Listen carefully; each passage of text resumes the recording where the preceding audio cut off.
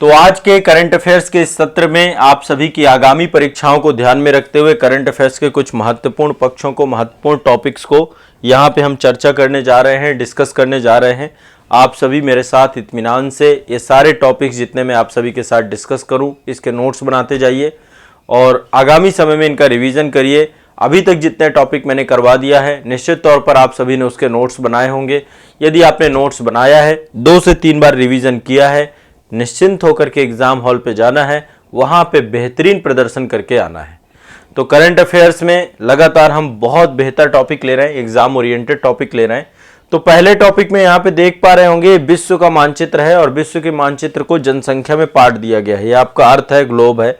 और देखिए जितने महादेश हैं, इन सभी महादेशों में आबादी ही आबादी है। इसको लेकर के एक आंकड़ा आया 15 नवंबर को, 15 नवंबर 2022। ये वो दिन है जब विश्व की आबादी 8 अरब हो गई है। कितनी हो गई विश्व की आबादी?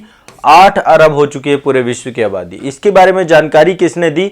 संयुक्त राष्ट्र संघ का आर्थिक एवं सामाजिक मामलों का विभाग, संयुक्त राष्ट्र यूनाइटेड नेशन का आर्थिक एवं सामाजिक मामलों का विभाग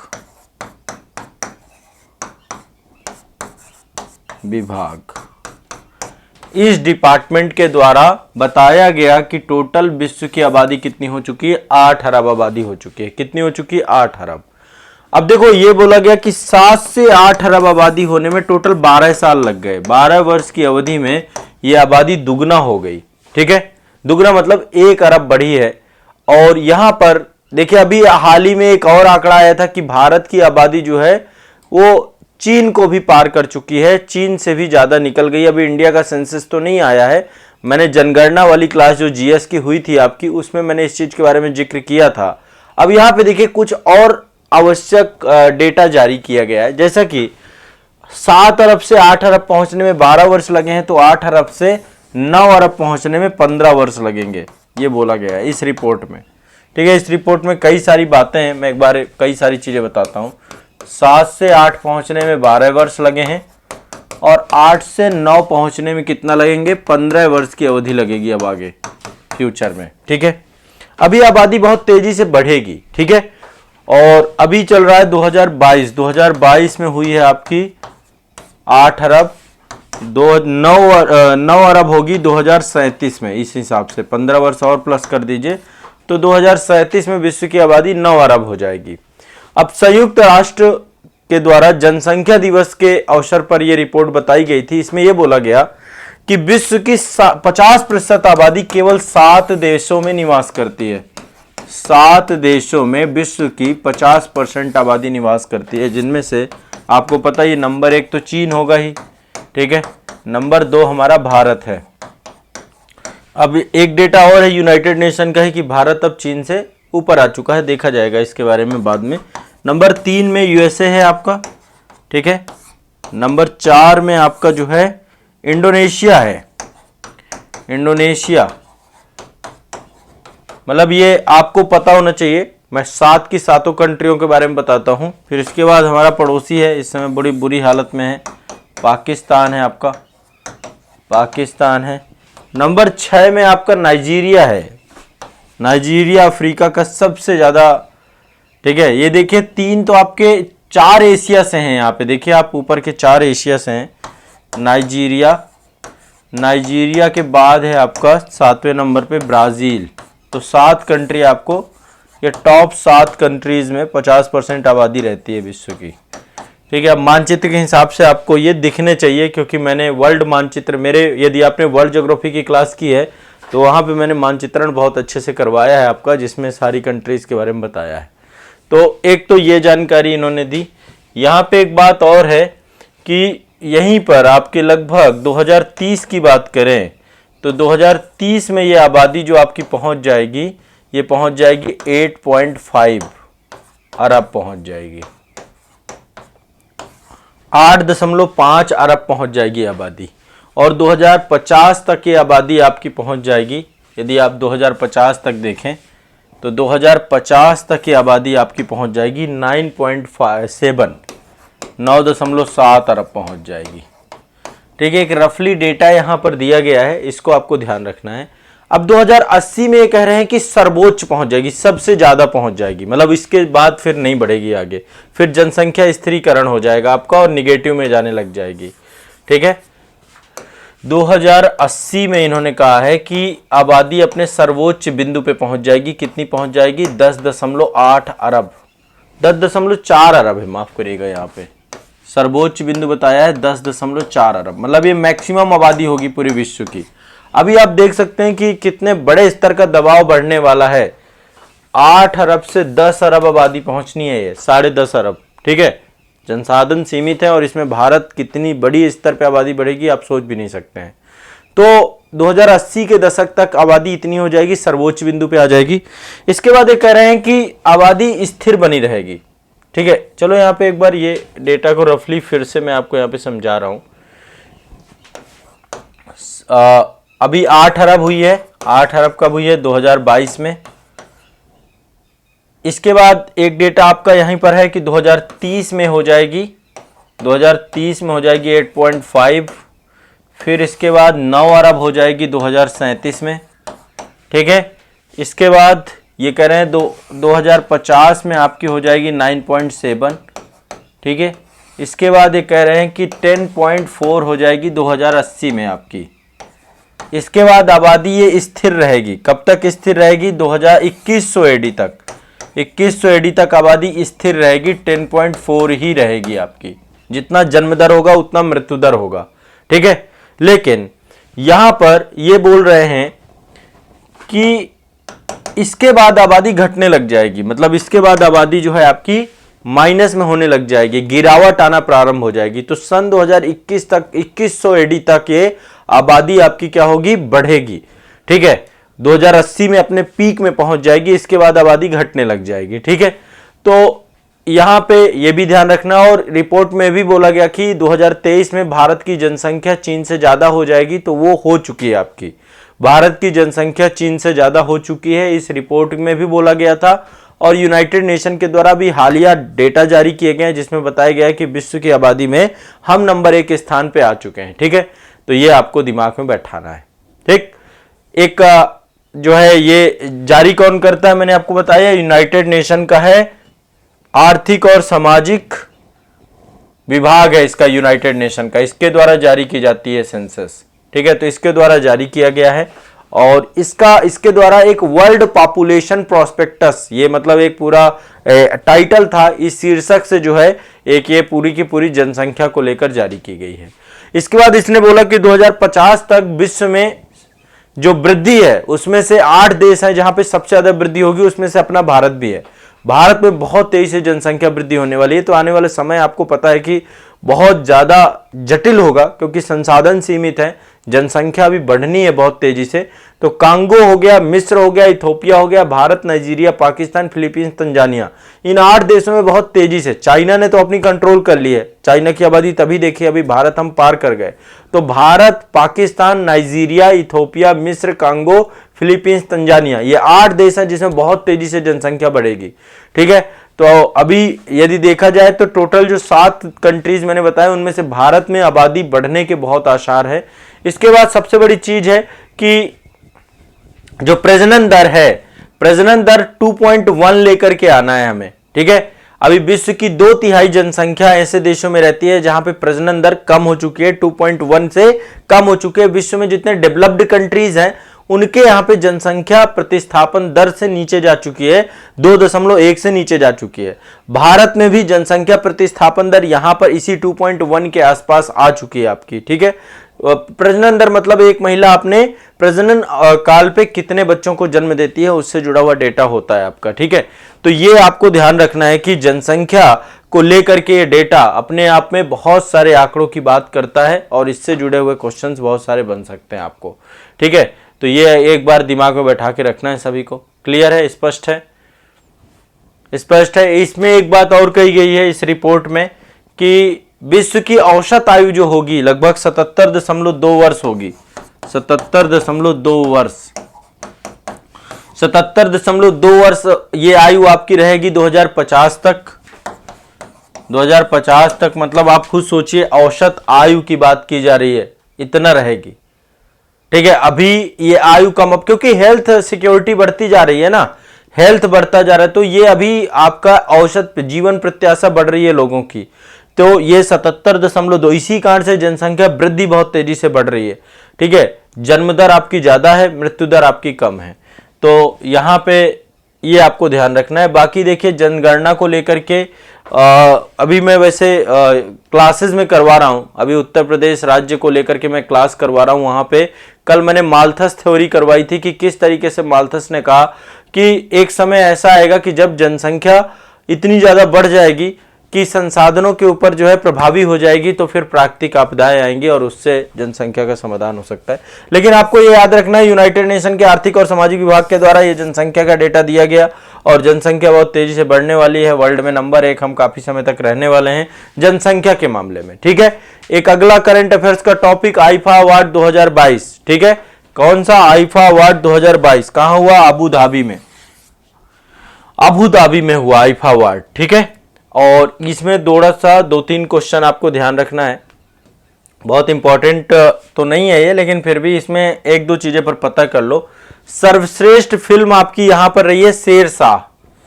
शेरशाह, शेरशाह ये कारगिल पे बनाई गई आपकी, है ना, मेजर विक्रम बत्रा के ऊपर ये पूरी की पूरी मूवी बनाई गई है कारगिल पे। तो शेरशाह को सर्वश्रेष्ठ फिल्म का पुरस्कार मिला है। यहाँ पे कुछ मैं एक लिस्ट आपको देता हूं। ठीक है, आईफा को लेकर के सर्वश्रेष्ठ लिस्ट, सर्वश्रेष्ठ फिल्म याद रखनी है आपको, शेरशाह है। ठीक है, सर्वश्रेष्ठ फिल्म कौन सी? शेरशाह। अभिनेता कौन है सर्वश्रेष्ठ? विक्की कौशल को मिला है, सरदार ऊधम सिंह फिल्म के लिए विक्की कौशल को सर्वश्रेष्ठ अभिनेता। और सर्वश्रेष्ठ अभिनेत्री का पुरस्कार जो मिला है वो है कृति सेनन, एक मूवी आई थी मिमी, मिमी के लिए मिला है कृति सेनन को। ठीक है, तो आईफा अवार्ड 2022 में सर्वश्रेष्ठ फिल्म आपकी शेरशाह है। ठीक है, और सर्वश्रेष्ठ निर्देशक का अवार्ड भी शेरशाह के थे, विष्णुवर्धन, उनको ही मिला है आपको। तो ये आपको 4 याद करना है, 4। सर्वश्रेष्ठ फिल्म शेरशाह, सर्वश्रेष्ठ निर्देशक विष्णुवर्धन, सर्वश्रेष्ठ अभिनेत्री आपकी कृति सेनन और सर्वश्रेष्ठ अभिनेता पुरुष में विक्की कौशल, सरदार ऊधम सिंह। ठीक है, ये आपको 4 याद रखना है सभी को। क्लियर है, स्पष्ट है?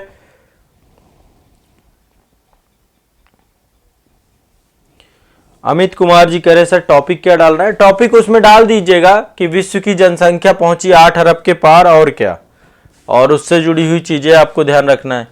ठीक है, और ये आईफा अवार्ड हो गया, क्लियर हो गया, स्पष्ट आपका? तो आईफा अवार्ड में बस 4 अवार्ड, 4 ये बस याद रखिए, इसी से क्वेश्चन आपके पूछ जाएंगे। ये है विक्की कौशल सर्वश्रेष्ठ अभिनेता, सर्वश्रेष्ठ अभिनेत्री। ठीक है, और इसके बाद आपको शेरशाह मूवी के द्वारा, और उसी के निर्देशक विष्णुवर्धन सर्वश्रेष्ठ डायरेक्टर। एक और अवार्ड है आपका आईसीसी अवार्ड, ये आपका क्रिकेट का अवार्ड है, ये भी आपको इंपॉर्टेंट है। हाँ, ये है आपका अगला अवार्ड है आपका आईसीसी अवार्ड, तो इसको भी ध्यान रखना है आपको। ठीक है, आईसीसी अवार्ड, इससे भी क्वेश्चन पूछता है। तो इसमें देखिए, एक तो सबसे पहली बात कि कई कैटेगरी होती हैं, किसी भी अवार्ड में कई सारी कैटेगरी हैं, 2-3 कैटेगरी यहां पे भी बताऊंगा। कि जो मेंस क्रिकेट है, अब देखो मेंस और वुमेन्स दोनों क्रिकेट है आपके, तो मेंस क्रिकेट में क्रिकेट ऑफ द ईयर मतलब बेस्ट क्रिकेटर का अवार्ड मिला है बाबर आजम को। किसको मिला है? बाबर आजम को। पहले तो ये याद कर लेना है, बाबर आजम को क्या मिला है? ये पाकिस्तान के कैप्टन भी रहे हैं, इनको जो है मिला है mains cricket of the year का अवार्ड। बाबर आजम पाकिस्तान से हैं। ठीक है, सबसे बेस्ट प्लेयर के तौर पे इसको देख सकते हैं। अब महिला की बात करें कि आईसीसी के द्वारा महिला क्रिकेट ऑफ द ईयर, महिला में नटाली स्काइबर, महिला, पुरुष में तो बाबर आजम है, महिला में आपकी नटाली स्काइबर, नटाली स्काइबर। ठीक है, ये आपकी कहां की है? इंग्लैंड की, इंग्लैंड की, इंग्लैंड की। कौन सा पुरस्कार मिला है इनको? इनको मिला है महिला क्रिकेट ऑफ द ईयर का पुरस्कार, आईसीसी महिला cricket of the year. ICC पुरुष है ये, है ना, ये men's cricket of the year मिला है इनको, पुरुष cricket of the year Babar Azam. महिला में आपको मिला है नटाली स्काइबर को, इंग्लैंड की है, नटाली स्काइबर इंग्लैंड की। ठीक है, क्लियर है, स्पष्ट है? ठीक है, और इनको एक और मिला है one day cricket of the year, है ना, men's one day of the cricket of the year में भी इनको मिला है, ये ध्यान रखना। अब बात करेंगे कि भाई भारत में किसी को कुछ मिला है कि नहीं मिला, तो बिल्कुल भारत में भी मिला है। ये इनके बारे में जानते हैं, ये है सूर्य कुमार यादव, भारत से इंडिया से हैं सूर्य कुमार यादव। तो 2022 का इनको मिला है men's T20 cricket of the year, T20 का पुरस्कार इनको मिला है सूर्य कुमार यादव को, T20 cricket of the year का पुरस्कार मिला है, यह भी आपको याद कर लेना है। Men's T20 cricket of the year Surya Kumar Yadav Bharat से, जानते होंगे आप लोग, शानदार खिलाड़ी रहे, लेकिन पिछले कुछ समय से फॉर्म में नहीं चल रहे हैं। तो ICC men's T20 cricket of the year Surya Kumar Yadav Bharat, ठीक है, ये आपको ध्यान रखना है, सूर्य कुमार यादव। अगला है आपका एक ये पर्सन है, ये टेस्ट टीम को लेकर के हैं, men's test cricket of the year. देखो one day cricket of the year और men's cricket of the year Babar Azam, T20 cricket of the year Surya Kumar Yadav, men's test cricket of the year ये है बेन स्टोक। कौन है आपके? Ben stock. बेन स्टोक कहां से? England से। आप जानते होंगे इस चेहरे का, वर्ल्ड कप में इन्होंने ही जो है जिताया था क्रिकेट, जब आपका न्यूजीलैंड के साथ, है ना, एक बड़ी भूमिका, बेन स्टोक बड़े प्लेयर हैं। तो test cricket of the year आपके बेन स्टोक, इंग्लैंड, ठीक है, ये आपको ध्यान रखना है। तो ये चार मैंने चीजें बताई आपको। पहला है ये T20 मेंस ओडीआई में भी मिला है इनको, और cricket of the year, mains cricket of the year दोनों में। इसके बाद महिला में नटाली स्काइबर है आपकी। इसके बाद आपका जो है T20 में सूर्य कुमार यादव को मिला है। T20 के बाद ये बेन स्टोक को मिला है टेस्ट में, test cricket of the year. बस इतना याद कर लेना, इतने ही है, कितना याद करोगे, बहुत है भाई, इतना भी पढ़ लिया तो बहुत बड़ी बात है, ठीक है। चलो आगे चलते हैं। आगे मैं आपको बताता हूं 17वां प्रवासी दिवस हुआ था आपका, 17वां प्रवासी दिवस। आपको पता है कि प्रवासी दिवस क्यों मनाया जाता है? क्योंकि महात्मा गांधी आए थे आपके 9 जनवरी 1915 को भारत वापस लौट के आए थे, तो विदेश मंत्रालय के द्वारा ये आपका मनाया जाता है। 17वां प्रवासी दिवस सम्मेलन इस बार मध्य प्रदेश सरकार के इंदौर में मनाया गया था 8 से 10 जनवरी को। 8 से 10 जनवरी 2023 में ये मनाया गया, कहां पे? इंदौर में। पहले तो ये पता होना चाहिए आपको, आयोजन स्थल इसका हर बार पूछता है कि कहां पे आपका ये मनाया गया, ठीक है। इसके साथ यहां पर एक चीज और ध्यान रखना है, क्योंकि 4 साल बाद आपका हुआ है ये, कोविड के कारण से 4 साल से ये नहीं हो रहा था आपका, ठीक है, वर्चुअल ही होता था, मतलब ऐसा नहीं है रेगुलर नहीं हो रहा था, वर्चुअल हो रहा था आपका, ठीक है। अब इसका जो विषय रखा गया, हमेशा कोई भी सम्मेलन होगा, कोई भी चीज होगी, उसका जो विषय है वो है डायस्पोरा।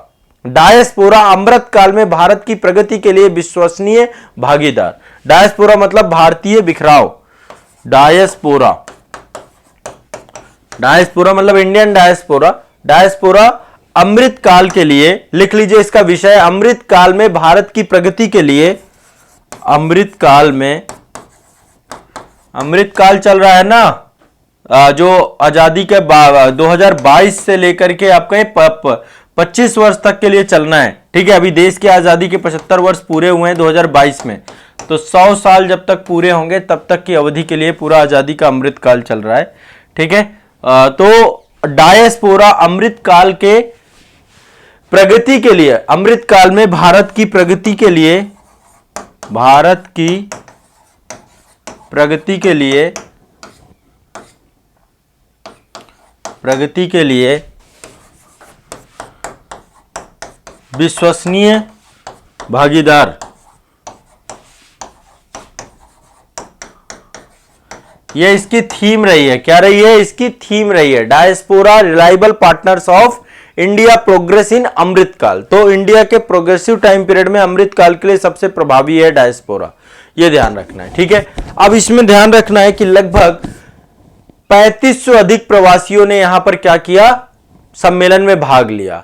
अब इसके लिए एक चीज और ध्यान रखना है कि इसमें जो अतिथि के तौर पे थे, गेस्ट ऑफ ऑनर के तौर पे कौन थे? ऑस्ट्रेलिया के सांसद सुश्री जनेटा मास्करे हास, ठीक है, ये इनके बारे में ध्यान रखना है। और दूसरा, मुख्य अतिथि कौन थे? मुख्य अतिथि, चीफ गेस्ट कौन थे? चीफ गेस्ट थे डॉक्टर मोहम्मद इरफान अली, डॉक्टर मोहम्मद इरफान अली, इरफान अली ये थे आपके मुख्य अतिथि। कौन थे ये मुख्य अतिथि? ठीक है, ये ध्यान रखना है।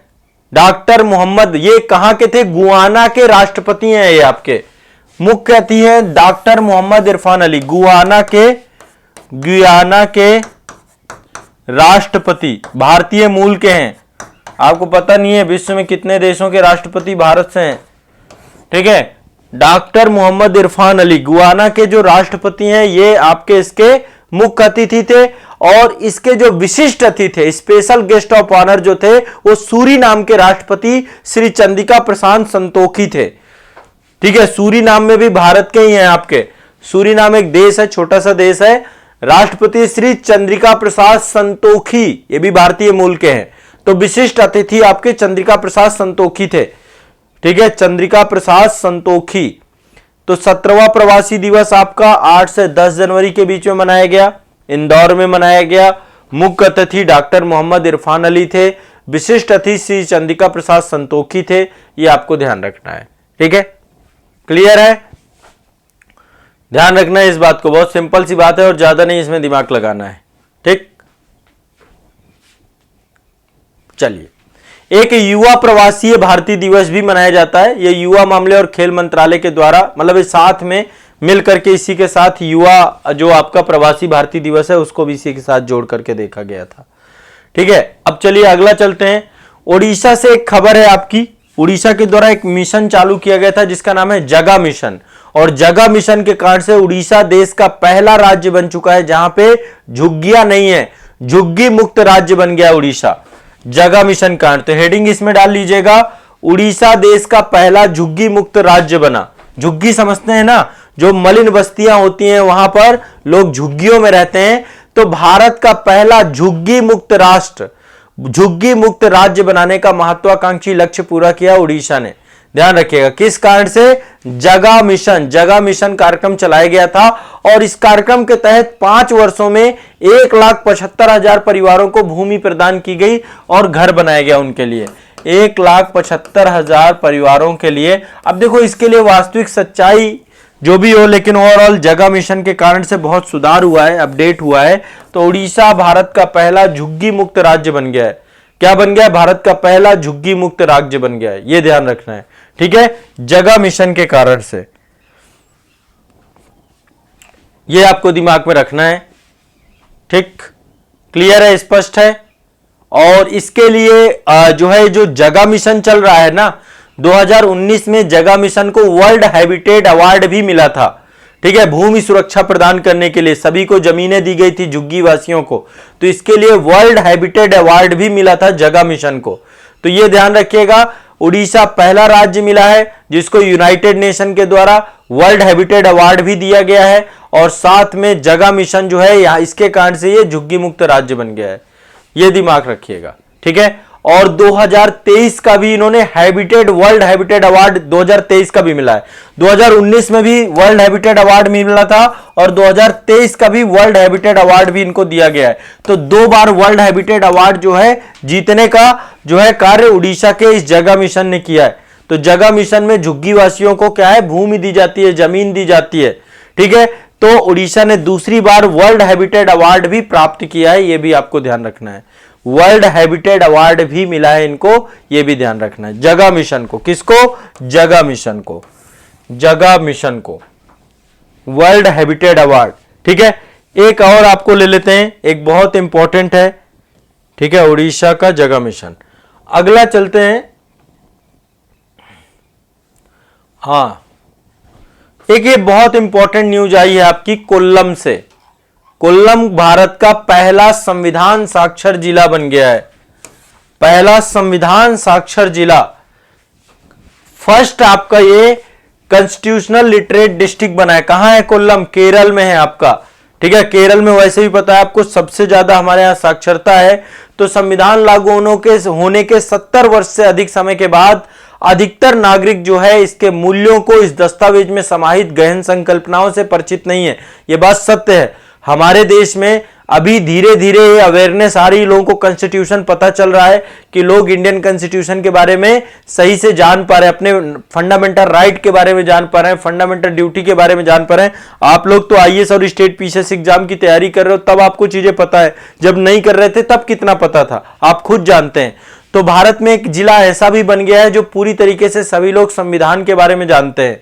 ठीक है, देखिए मैंने भी संविधान को सब तक पहुंचाने का बहुत काम किया है और इसके लिए मैंने संविधान पे पूरी सीरीज चलाई है, संविधान को लेकर मास्टर वीडियो बनाया, इंटायर वीडियो बनाया मैंने, 13 घंटे में संविधान पूरा खत्म करवाया है और पूरा अच्छे से वेरेक्ट करवाया। तो 14 जनवरी 2023 को कोल्लम भारत का पहला, केरल में है पहली बात, कोल्लम भारत का पहला संविधान साक्षर बना, India first constitutional literate district के तौर पे बना है। तो यहां पे पिनराई विजयन साहब हैं ये, ठीक है, वहां के मुख्यमंत्री हैं। केरल के मुख्यमंत्री कौन है?